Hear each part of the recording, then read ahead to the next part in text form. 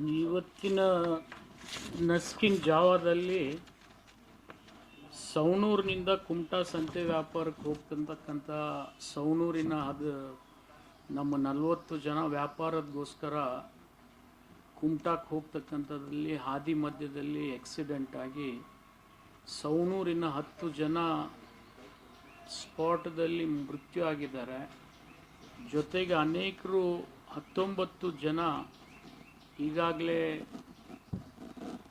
ನಮ್ಮ ಹುಬ್ಬಳ್ಳಿ KMCಗೆ ಅಡ್ಮಿಟ್ ಮಾಡ್ತಕ್ಕಂಥ ಪ್ರಕ್ರಿಯೆಯಲ್ಲಿದ್ದಾರೆ.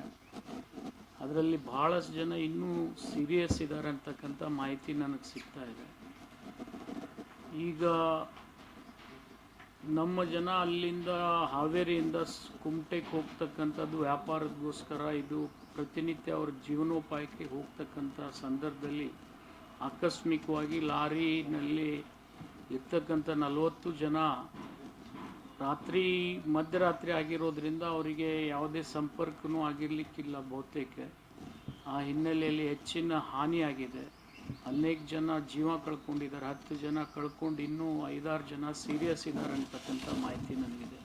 ಇದು ಅತ್ಯಂತ ವಿಷಾದಕರ ಘಟನೆ. ಹೊಸ ವರ್ಷದ ಪ್ರಾರಂಭದಲ್ಲಿ ಈ ರೀತಿ ಆಗಬಾರ್ದಿತ್ತು ಅಂಥೇಳಿ ನಾನು ದುಃಖವನ್ನು ವ್ಯಕ್ತಪಡಿಸೋದ್ರ ಜೊತೆಗೆ ಆ ಕುಟುಂಬದ ಎಲ್ಲ ಜನರಿಗೆ ಈ ದುಃಖ ಸಹಿಸ್ತಕ್ಕಂಥ ಶಕ್ತಿ ಭಗವಂತ ಕೊಡಬೇಕು.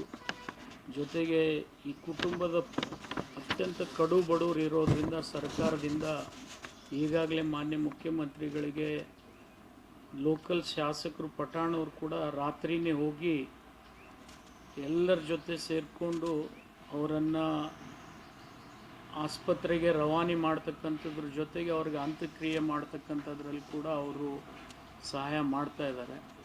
ನಾನು ಕೂಡ ಈಗಾಗಲೇ ಸಂಪೂರ್ಣ ಮಾಹಿತಿ ತೆಗೆದುಕೊಂಡಿದ್ದೀನಿ. ನಾನು ಕೂಡ ಹೋಗಬೇಕಾಗಿದೆ, ನಾನು ಹೋಗ್ತೀನಿ.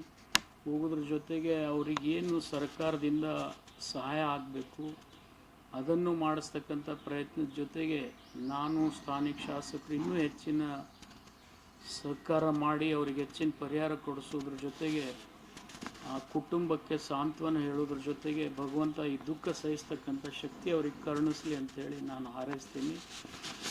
ಆಸ್ಪತ್ರೆಯಲ್ಲಿ ಇರ್ತಕ್ಕಂಥ ಎಲ್ಲ ಜನರಿಗೆ ಚಿಕಿತ್ಸೆ ಕೊಡಿಸೋದ್ರ ಜೊತೆಗೆ ಅವರ ಚಿಕಿತ್ಸೆ ವೆಚ್ಚ ಕೂಡ ಭರಿಸ್ತಕ್ಕಂಥ ಪ್ರಯತ್ನ ನಾವು ಮಾಡ್ತೀವಿ.